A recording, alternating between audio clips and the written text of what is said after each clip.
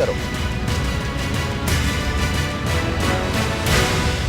નમસ્કાર, હું યશ, એબીપી અસ્મિતા પર આપનું સ્વાગત છે। આપ જોઈ રહ્યા છો મહાચર્ચા। નરેન્દ્ર મોદી લહેરથી તો આપ વાકેફ હશો, કારણ કે તેનો પરચો હાલમાં જ 5 રાજ્યોમાં યોજાયેલ ચૂંટણીના પરિણામોમાં જોવા મળ્યો। પણ હવે સવાલ એ થાય છે કે શું વિપક્ષને આ લહેરની આદત પડી ગઈ છે કે તેઓ આ લહેર સામે ટકી નહીં શકે તેવું તેમને લાગે છે? આ સવાલ એટલે થાય કારણ કે આજે કોંગ્રેસ નેતા મણિશંકર અય્યરનું એક નિવેદન સામે આવ્યું કે જેમાં તેમણે કહ્યું કે નરેન્દ્ર મોદીને જો હરાવવા હશે તો ગઠબંધન કે મહાગઠબંધન બનાવવું જ પડશે અને તો જ જીત મળશે। તો શું નરેન્દ્ર મોદીનું કદ એટલું મોટું થઈ ગયું છે કે તેઓ એકલા 2-3 પક્ષ પર ભારે પડે છે?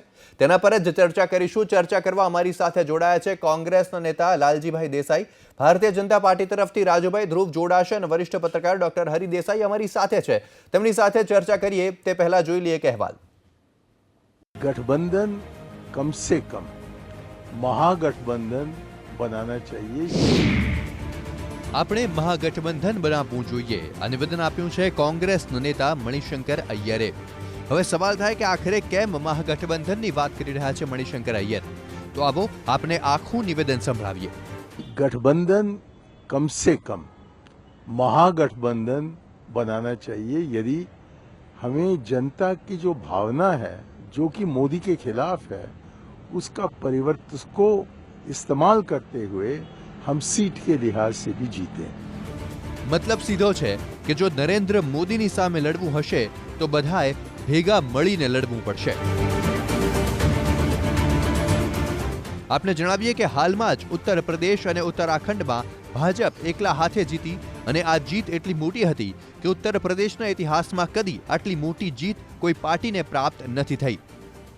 તો ઉત્તરાખંડ કે જ્યાં કોંગ્રેસની સરકાર હતી ત્યાં પણ ભાજપે જીત નોંધાવી એકલા હાથે। પણ કોંગ્રેસના નેતા મણિશંકર અય્યરની વાત કેટલાક અંશે યોગ્ય લાગે જો બિહારનું ઉદાહરણ લઈએ તો બિહારમાં ભાજપની સામે મહાગઠબંધન હતું જેમાં કોંગ્રેસ, જનતા દળ યુનાઇટેડ અને રાષ્ટ્રીય જનતા દળ ભેગા મળ્યા હતા અને ભાજપ ઊંધા માથે પછડાઈ હતી। જો કે આ એક જ ઉદાહરણ નથી કે જેમાં કોઈ નેતા પ્રધાનમંત્રી મોદીની લહેરની વાહવાહી કરતા તેમને હરાવવા માટે નુસ્ખાઓ આપતા હોય। સૌથી પહેલા તો વાત કરીએ જમ્મુ કાશ્મીરના ઇન્ડિયન નેશનલ કોન્ફરન્સના નેતા ઓમર અબ્દુલ્લાની। 11 માર્ચ એટલે કે પરિણામોના દિવસે જ ઓમર અબ્દુલ્લાએ ટ્વીટ કર્યું હતું કે અને ઘણું સૂચક ટ્વીટ હતું જેમાં તેમણે કહ્યું હતું કે હવે 2019 ભૂલી જાઓ અને 2024ની તૈયારીઓ શરૂ કરો। જો કે બાદમાં તેમણે તેમનું આ ટ્વીટ ડિલીટ કરી દીધું। તો આજની રાજકીય પરિસ્થિતિ આ છે કે જેમાં નરેન્દ્ર મોદીની સામે લડવા માટે અલગ અલગ પક્ષોને ભેગા થવું પડે છે।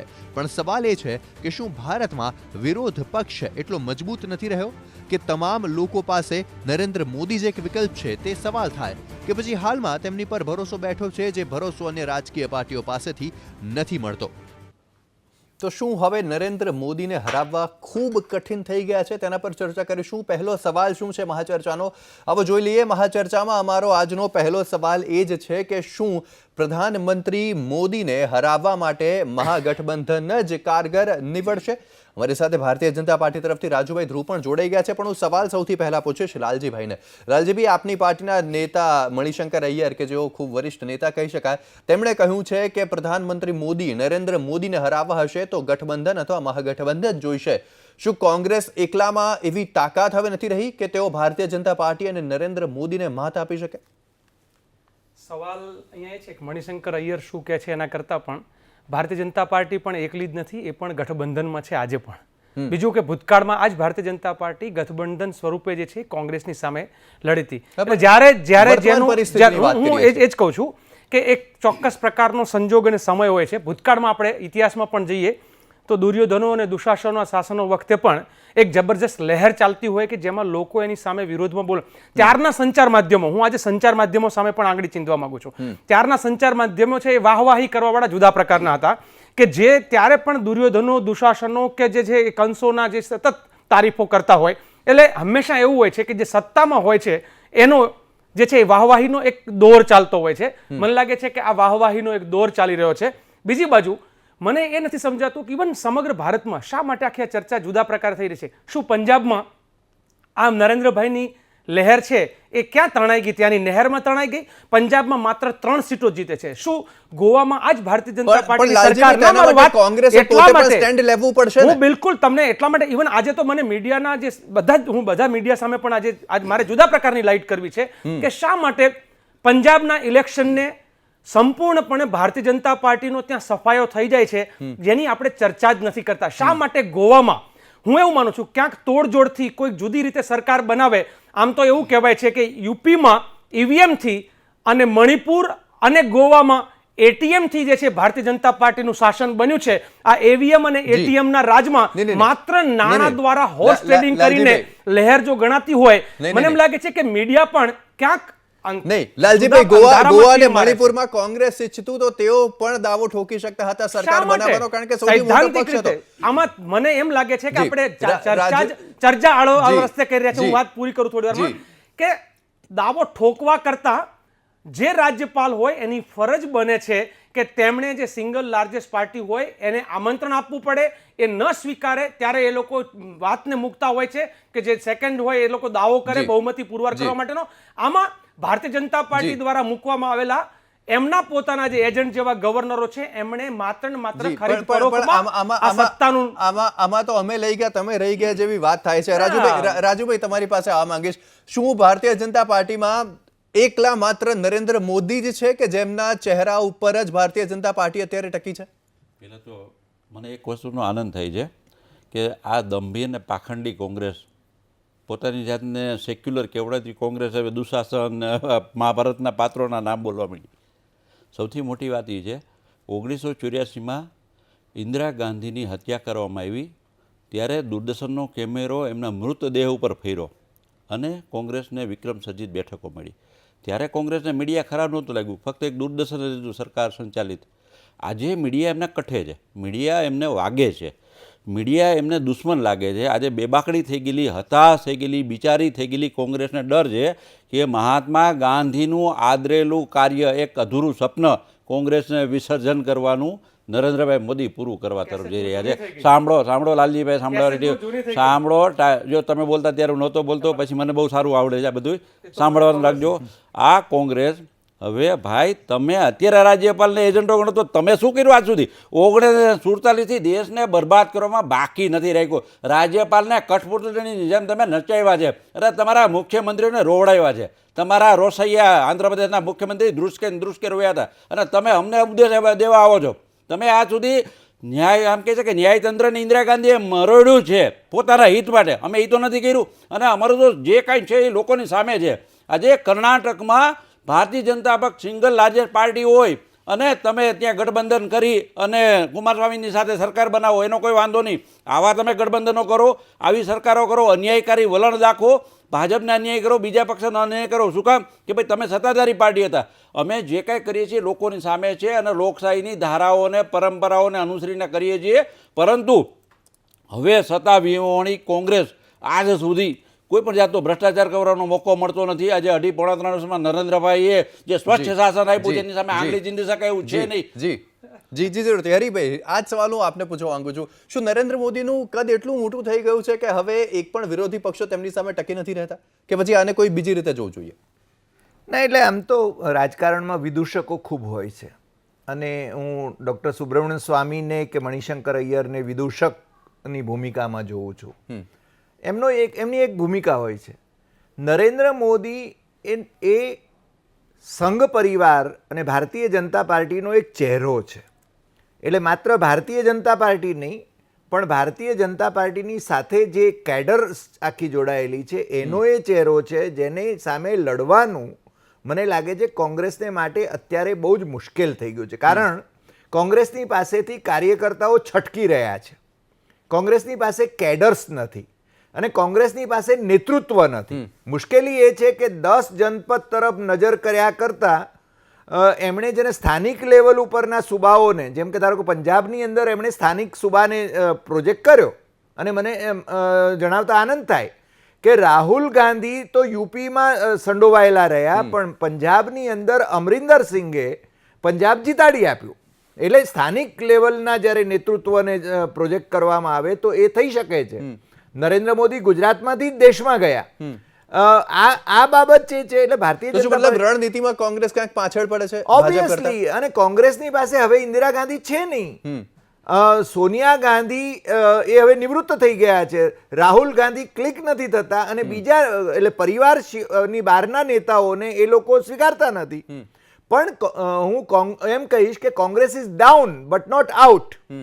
કારણ મોદી લહેર એ આખું એક માર્કેટિંગની ગિમિક બરાબર છે, પણ મોદી લહેર નથી જ નથી એવું હું કહું છું. ઉત્તર પ્રદેશમાં મોદી લહેર જોવા મળી આપણને, પણ પંજાબની અંદર, ગોવાની અંદર, મણિપુરની અંદર એમાં ક્યાં લહેર છે? અને બીજું પણ પંજાબમાં હરિભાઈ મારો સવાલ એ છે કે પંજાબમાં મોદી લહેર નથી, કોંગ્રેસની જીત થઈ, ખૂબ મોટી જીત થઈ, પણ શું કોંગ્રેસે તે જીતને પ્રોજેક્ટ ન કરી જેટલી જીત ભારતીય જનતા પાર્ટી ઉત્તર પ્રદેશ અને ઉત્તરાખંડની જીતને પ્રોજેક્ટ કરી? મુશ્કેલી એ જ છે કે કોંગ્રેસે છે ને મીડિયાને બ્લેમ કરવાની જરૂર જ નથી. કોંગ્રેસે આત્મનિરીક્ષણ કરવાની જરૂર છે. કોંગ્રેસે પોતાની વાત, પોતાની જે સાચી વાત છે, કોંગ્રેસના ઘોડા એના તબેલામાંથી છે ને બધા ઘોડા છટકી રહ્યા છે. ગોવાની અંદર આપણે જોયું કે એમણે ધારો કે એમને દાવો કરવામાં એ પાછળ રહ્યા, કારણ કે નેતા ચૂંટી શક્યા નહીં. અને બાકી છે ને વિશ્વજીત તો છે ને એ ખુલ્લેઆમ બોલતો હતો, અને પ્રતાપસિંહ રાણીની તો આ પરંપરા રહી છે. એટલે કોંગ્રેસ પોતાના આંતરકલહને પહેલા છે ને સરખી રીતે એનો ઉકેલ લાવે અને પછી બીજાઓ ઉપર આક્ષેપ કરે એવું વધારે યોગ્ય લાગે. જરૂરથી લાલજીભાઈ, શું આપ માનશો કે એક સમય જ્યારે કોંગ્રેસ હતો, જ્યારે ઇન્દિરા ગાંધી આપના નેતા હતા, તે સમય હાલમાં ભારતીય જનતા પાર્ટીનો છે નરેન્દ્ર મોદીની સાથે? હું બિલકુલ એ રીતે નથી માનતો. ઇન્દિરા ગાંધી હતા. આ તો પેલા આખી એક જુદા જ પ્રકારની કમ્પેરિઝન જે હોય જ ના શકે. એક સિદ્ધાંતોના સાથેનું રાજકારણ. હું સમયની વાત કરું છું, નેતાની કમ્પેરિઝન નથી કરતો, સમયની કમ્પેરિઝન. હું એટલો સમય પણ નથી ગણતો, કારણ કે તમે સમગ્ર રીતે અત્યારે દેશમાં જુઓ, અત્યારે ચોક્કસ તમને વધારે રાજ્યોમાં એ લોકો દેખાશે, પરંતુ એ જ્યાં જ્યાં દેખાય છે ત્યાં એ લોકોએ ક્યાંક ક્યાંક તો પાપનું ગઠબંધન પણ છે. જેમ કે કાશ્મીર જે છે, એ જે દેશ રાષ્ટ્ર વિરોધી પાર્ટી સાથે પણ આ કહેવાતા રાષ્ટ્રવાદી પાર્ટીએ પોતાની જાતને રાષ્ટ્રવાદી, બિહારનું ગઠબંધન યોગ્ય છે નહીં? બિલકુલ, હું શું કહું છું, એટલે ત્યાં એ લોકોએ ગઠબંધન કર્યું છે. બીજી બાજુ એ લોકો તમે જુઓ કે જ્યાં શિવસેના સાથે રોજ લડાઈ છે ને સામસામા શિવસેના અને ભાજપ જે છે, છતાં પણ ત્યાં એમનું ગઠબંધન છે. બીજી બાજુ ગોવામાં એમણે જે શું કર્યું છે કે જે 12 થી 9 લોકોનો ટેકો લીધો, એમાંથી 7ને મિનિસ્ટર બનાવ્યા, અને ભાજપના બધા જ લોકો જે છે એ પદ વિહોણા છે. એટલે આ એક પ્રકારનું જે છે એ અનૈતિક જોડાણ કરીને સત્તામાં કેમ આવવું, અત્યારે નરેન્દ્રભાઈની ચિંતા જે છે એ રાષ્ટ્રપતિની ચૂંટણી અને રાજ્યસભામાં કેમ કરીને પોતાની મેજોરિટી આવે, એના માટે એ કોઈ પણ પ્રકારનું ગઠબંધન જે છે કરવા તૈયાર છે. એના માટે જરૂર પડે તો તામિલનાડુના પહેલા જયલલિતાને પણ જેલમાં મોકલી શકે છે, અને પછી શશિકલાને પણ મોકલી શકે છે, અને જરૂર પડશે તો એ બીજાને પણ મોકલી શકે છે. હરિભાઈ, એમાં જે પ્રકારે તમને હું પણ તમને દાખલા સાથે કહું કે બીજી એક બાજુ ગોવામાં એક જ દિવસમાં એ લોકો સીએમ ડિક્લેર કરે છે, મણિપુરમાં એ લોકો 2 દિવસમાં ડિક્લેર કરે છે, તામિલનાડુને તમે 15 દિવસ સુધી સમય નથી આપતા, રાજ્યપાલો તમારા જ છે. બીજી બાજુ તમે ભૂતકાળના અનુભવ જોવો તો કોઈ પણ રાજ્યમાં ચૂંટણી થયા પછી એક 7 દિવસ 5 દિવસનો એક ચોક્કસ પ્રકારની એક પ્રોસેસ હોય છે. તમે રાતોરાત ઉતાવળ કરીને તમારા લોકોને ત્યાં બેસાડી દેવા માટે તમે બધું જ કરો.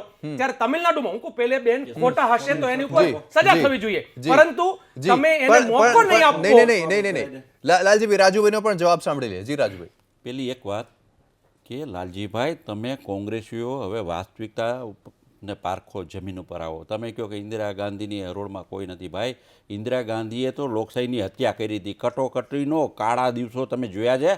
આજે આ લોકશાહીનું કલંક ઇન્દિરા ગાંધી હતા. આવે વિચારો તો ખરા, ગાંધીજી સાંભળો.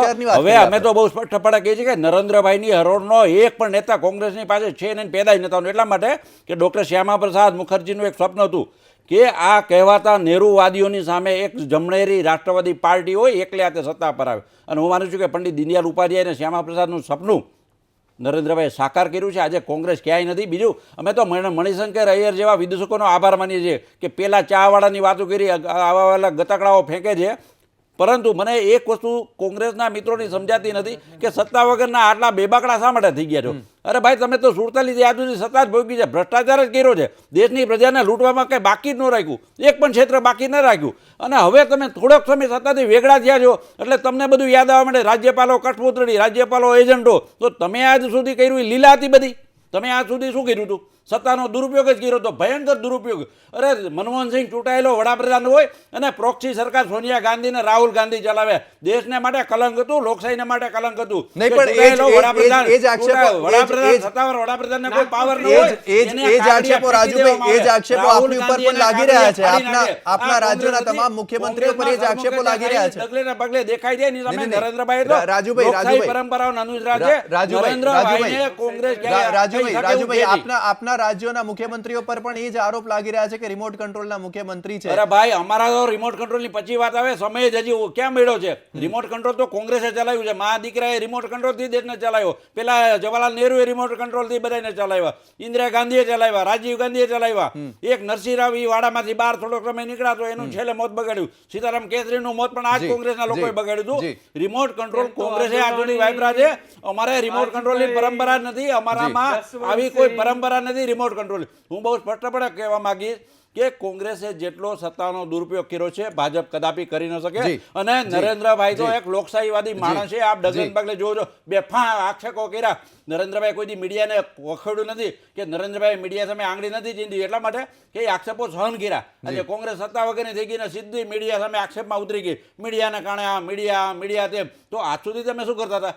મીડિયા જ્યારે તમારા વખાણ કરે ત્યારે જી. અને અમે જી, પંજાબમાં આજ અમે જે કાંઈ માર ખાધો છે, મીડિયાની એ અમારા સાથી વાત પક્ષના લીધે ખાધો છે. નીકળી છે પંજાબમાં ત્યારે ભારતીય સવાલ જનતા એ પાર્ટીને થાય કે લોકશાહી એવી છે. આખરે નરેન્દ્ર મોદીનું કદ આટલું મોટું થયું તેનું પાછળનું કારણ શું? મહાચર્ચાનો આગલો સવાલ એ જ છે કે પ્રધાનમંત્રી મોદી, નરેન્દ્ર મોદીનું કદ આટલું મોટું થયું તેની પાછળનું કારણ શું? આપ હરિભાઈ તેની પાછળના કારણો શું માનો છો? શું માત્ર મીડિયા જ એકમાત્ર કારણ છે? શું માત્ર માર્કેટિંગ જ કારણ છે કે નરેન્દ્ર મોદી એક આટલી મોટી બ્રાન્ડ બની ગયા, કે પછી તેમને જનાદેશ મળ્યો, લોકોનો સાથ મળ્યો, તે કારણ છે? હરિભાઈ, મને લાગે છે કે નરેન્દ્રભાઈ એ જાગતો નેતા છે અને ગુજરાતમાં જ્યારે એ મુખ્યમંત્રી થયા ત્યારે હું હંમેશા કહેતો રહ્યો છું એ પ્રમાણે ભાઈ કાકા પછી 24 કલાકનો જો કોઈ જાગતો નેતા હોય તો એ નરેન્દ્ર મોદી. માર્કેટિંગ સ્ટ્રેટેજી અને પોતાનું માર્કેટિંગ, પોતાને ચાણક્ય તરીકે રજૂ કરવાનું, પાછું આમ લખાવે પણ ખરા, ચાણક્ય લખજો એમ કે ગુજરાતના ચાણક્ય, એ નરેન્દ્ર મોદી. પણ ચાણક્યમાંથી ચંદ્રગુપ્ત પણ પાછા થાય છે. કારણ કે સામાન્ય રીતે સંઘના પ્રચારકો એ ચૂંટણી લડતા નહોતા, પણ એ પરંપરા તૂટી અને એ સત્તામાં આવ્યા. બીજું, એમની કેડર્સની સાથેનો એમનો રાપો એ પ્રત્યેક વિસ્તારના લોકોને નામથી બોલાવીને એમને પાર્ટીની સાથે, એના કામ સાથે, સમાજના કામ સાથે જોડવાની એની જે પરંપરા રહી છે, મને લાગે છે કે માત્ર એના માર્કેટિંગ ગિમિકને કારણે નહીં, પણ આ બધા કામને કારણે અને સંઘ પરિવારના જે 500 સંગઠનો છે, એ 500 સંગઠનોના કલેક્ટિવ એફર્ટ્સ, એના પરિપાક રૂપે નરેન્દ્રભાઈ વડાપ્રધાન પદ સુધી પહોંચી શક્યા. અને રિમોટની જ્યાં સુધી વાત છે ત્યાં સુધી આઈ એમ સોરી ટુ સે કે સંઘનો રિમોટ હોવો જોઈએ એવું સંઘમાં ઘણા બધા માને છે, પણ અત્યારે એકમાત્ર રિમોટ એ નરેન્દ્ર મોદી પોતે જ છે. અને Narendra Modi is directly elected by the people. જી, Narendra Modi is directly elected by the people. તે સાચી વાત છે. આપે લાલજીભાઈ ભલે કહ્યું કે ગઠબંધનની સરકાર છે, એનડીએની સરકાર ખરી, પણ સ્પષ્ટ જનાદેશ તો ભારતીય જનતા પાર્ટીને જ મળ્યો. તો લાલજીભાઈ, આપે મીડિયા પર સવાલ ઉઠાવ્યા. રાહુલ ગાંધીને પણ મીડિયા ઓછું નથી બતાવતું. રાહુલ ગાંધીના પણ સમાચારો એટલા જ આવે છે જેટલા નરેન્દ્ર મોદીના આવે છે. પણ શું તેને યોગ્ય રીતે રાહુલ ગાંધી ઉપયોગ નથી કરતા? શું રાહુલ ગાંધી લોકો શું ઈચ્છે છે તે સમજી નથી શકતા? એ કારણ છે? સવાલ જે સૌથી મોટો છે દેશ સામે જે છે એ છે કે તમે કેટલા પ્રકારનું હલકું બોલી શકો છો. એની હંમેશા તમે ગામમાં પણ જુઓ કે કોઈ સિદ્ધાંતવાદી માણસ હોય તો એનો પ્રચાર ઓછો થતો હશે, પણ ગામની અંદર તમે જુદા પ્રકારની નકારાત્મક પ્રવૃત્તિ કરો તો એ જે છે હંમેશા, એટલે જે છે એ હંમેશા નેગેટિવિટી છે એનો પ્રચાર વધારે થતો હોય છે. નરેન્દ્રભાઈ જે છે એક નકારાત્મકમાંથી ઊભો થયેલું એક નેતૃત્વ છે, જેણે આ દેશમાં વિભાજનકારી કામ એમણે શું કર્યું છે. તમે કહો છો કે વિકાસના મોડલના કારણે કે નરેન્દ્રભાઈનું માર્કેટિંગ, નકારાત્મક નિવેદનો કોંગ્રેસ તરફથી પણ ઓછા નથી આવ્યા. એટલા માટે નહીં, એકદમ હું જે સ્પષ્ટ કહેવા માંગુ છું કે નરેન્દ્રભાઈ જે છે એ હંમેશા લોકોની ધાર્મિક ભાવનાઓ સાથે ખિલવાડ કરી અને જ્યારે પોલરાઇઝેશન કરવાનું આવે છે ત્યારે એમણે છેલ્લે પહેલા વિકાસની વાતથી શરૂઆત કરેલી ગાડી અંતે તો કબ્રસ્તાન અને સ્મશાન સુધી લઈ જઈને અટકાવી દે છે. એટલે નરેન્દ્રભાઈ જે છે એ દેશના વિકાસનો કોઈ નકશો કે રોડમેપ નથી. અને એનું ઉદાહરણ તમને આપું એટલા માટે કે જો લહેર હોત તો કેવી રીતે હોઈ શકે કે એમણે આપેલા વચનો પૂરા કર્યા હોત. તમે ખાલી એટલું જુઓ કે 2014ની ચૂંટણી પહેલા આપેલા નરેન્દ્રભાઈના વચનોમાંથી જી, એક પણ જી, વચન જી, પૂરું નથી થયું. જી. માત્ર લોકોની જી, ધાર્મિક પણ- લાગણીઓ સાથે ખિલવાડ થયો જી, છે. ધાર્મિક લાગણીઓની જો વાત કરો ત્યારે રાહુલ ગાંધી હતા કે જેમણે કોંગ્રેસના હાથને શંકર ભગવાનના હાથ સાથે સરખાવ્યો હતો, ત્યારે શું કહેશે કોંગ્રેસ? તે સવાલ થાય. રાજુભાઈ, જે આરોપો લગાવી રહ્યા છે લાલજીભાઈ, તેના પર આપ શું કહેશો? 1947માં મહાત્મા ગાંધીએ રામરાજ્યની વાતો કરેલી. જવાહરલાલ નહેરુએ આ દેશની ભોળી પ્રજાને મૂર્ખ બનાવવા સિવાય શું કર્યું? 48થી દેશ ખાડામાં પડ્યો હતો. લાલજીભાઈ, તમે લોકોએ કર્યું શું? હવે જે કંઈ કરવાનું આવ્યું છે નરેન્દ્રભાઈને કરવાનું આવે છે. નરેન્દ્રભાઈને તમને નકારાત્મક લાગે છે તો કોંગ્રેસે સકારાત્મક કર્યું શું દેશની પ્રજા માટે? આજે ઉત્તર પ્રદેશમાં જે પ્રતિસાદ લોકોનો જોવા મળે છે, એક જનનાયક માટે જોવા મળે છે, એક પ્રમાણિક શાસક માટે જોવા મળે છે. આવો જયપ્રકાશ નારાયણ માટે લાગણી હતી. ત્યારબાદ હું માનું છું કે નરેન્દ્રભાઈ મોદી માટે એક ભાવ ઉત્પન્ન થયો છે જે કોંગ્રેસ જીરવી શકતી નથી. નકારાત્મક રાજનીતિ એટલે શું? તમે આટલા આક્ષેપો બેફામ કર્યા, તમે ક્યાંય બાકી નથી રાખ્યું નરેન્દ્રભાઈને ભીડવવામાં, છતાં એ માણસ સોસરવો નીકળ્યો છે. હવે તમને તો એવું હતું કે અભિમન્યુની જેમ કોળો રહી જાય, એની જગ્યાએ એ માણસ સોસરવો નીકળ્યો અને પરાજ તમને કર્યા. તમારાથી જીરવાતું નથી. નકારાત્મક રાજનીતિ, મીડિયાનો સાથ. અરે ભાઈ, એમાં માર્કેટિંગ પણ નથી, મીડિયાનો સાથ પણ નથી. મીડિયાએ તો હરીશો દરેકને દેખાડ્યો છે. આજે રાહુલને, સોનિયાજીને ને પ્રિયંકાને જેટલું મીડિયા દેખાડે એટલું નરેન્દ્રભાઈ નથી દેખાડતું. એ તમને નથી ગમતું. આજે મારું કહેવું એટલું છે કે હવે પરાજયને પચાવતા શીખો. દરેક વખતે વિજેતા ન થવાય. અને લોકશાહીમાં તો 1947થી તમે શાસન કરતા હો છો. હવે 15-20 વર્ષ દેશની પ્રજાને માફ કરો અને એક બાજુ ખૂણામાં બેસો. ઘણું થઈ ગયું, બહુ લૂંટો આ દેશને, બહુ લૂંટો. ભ્રષ્ટાચારની ચરમસીમાઓ તમે થઈ દીધી છે. એમાં આ માણસ સ્પીડ બ્રેકર બનીને આડો આવ્યો છે, તમને કઠે છે, સહન નથી થતું. જી, જરૂરથી. રાજુભાઈ, જયપ્રકાશ નારાયણ જેવા દિગ્ગજ નેતા સાથે સરખામણી કરી ત્યારે હરિભાઈ, મને અમિત શાહનું એક નિવેદન યાદ આવે છે 11 માર્ચનું, કે જ્યારે તેમણે કહ્યું હતું કે ભારત દેશના સૌથી મોટા નેતા નરેન્દ્ર મોદી છે. જે કદ નરેન્દ્ર મોદીનું છે એટલું કદ કોઈ નેતાનું ન હતું, તેવું નિવેદન અમિત શાહે આપ્યું હતું. શું તેમનું નિવેદન સાચું કહી શકાય ખરું? મને લાગે છે અમિત શાહ શું કહે છે એની મને બહુ ચિંતા નથી, કારણ કે અમિત શાહે કે રાજુભાઈ ધ્રુવે પેલી પોપટવાણી પ્રમાણે વાતો કરવી પડે ને નરેન્દ્રભાઈ વાવા કરવી પડે. પોપટવાણી કરીએ તો આપ શું કરો છો? ના, જે નકારાત્મક જે હકીકત છે નહીં, એ હકીકત છે એ જ વાત અમિતભાઈ કરું. શાહને અમને પોપટ એક મિનિટ, કહેતા મને લાગે છે હો તો આપ પણ તમે વિરોધી બોલતા હતા ત્યારે હું ભાવના નહોતો પોપટ બની બોલતો જાઓ છો. રાજુભાઈ, તમે બોલતા હતા ત્યારે નહોતો બોલતો. જી હરિભાઈ, એટલે આ દેશની અંદર જો ટાવરિંગ પર્સનાલિટીઝ જો થઈ હોય તો ગાંધીજી, સરદાર પટેલ, પંડિત જવાહરલાલ નહેરુ, ઇન્દિરા ગાંધી, અટલ બિહારી વાજપેયી, લાલ બહાદુર શાસ્ત્રી, આવા ભવ્ય વ્યક્તિત્વો આપણે ત્યાં પેદા થયા છે. નરેન્દ્ર મોદીએ હજુ એ શ્રેણીમાં આવવાની વાત છે, કારણ કે નરેન્દ્ર મોદી હજુ 2.5 વર્ષથી વડાપ્રધાન છે અને એમ નેતૃત્વ ટાવરિંગ પર. અને બીજું, પાર્ટીના લોકો તો ચોક્કસ કહી શકે.